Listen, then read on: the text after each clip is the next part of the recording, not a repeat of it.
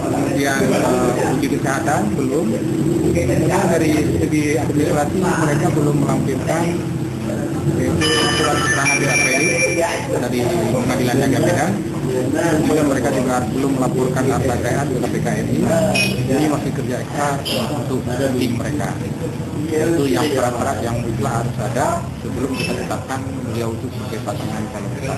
Dengan waktu 7 hari ini bagaimana Pak? Apa kita mampu apa tidak? Memang ada kekhawatiran, kami takut dalam waktu 7 hari ini kami tidak bisa bekerja maksimal.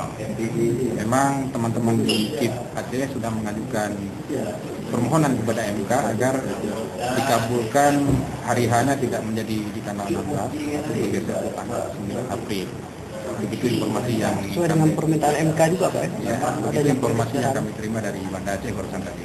Ya, kira-kira kesiapan itu seperti apa Pak kalau memang jadwalnya pergeserannya itu cuma sampai berapa hari? Sudah cukup kah waktunya? Cukup Pak. Mengingat dari hari batas akhir masa pendaftaran itu biasanya kita memerlukan waktu 52 sampai 56 hari. Saya pikir waktu yang tersedia sangat leluasa jika MK memang mengabulkan hari hanya di tanggal 9 April. Menyangkut dengan nomor urut bagaimana? Nomor urut jika memang tidak ada pendaftar berikutnya kepada pasangan Pak Adami dan Pak Usman tadi terpaksa kita berikan nomor 13. Tapi jika ada pendaftar lain, artinya ada dua pasangan yang belum dapat nomor urut.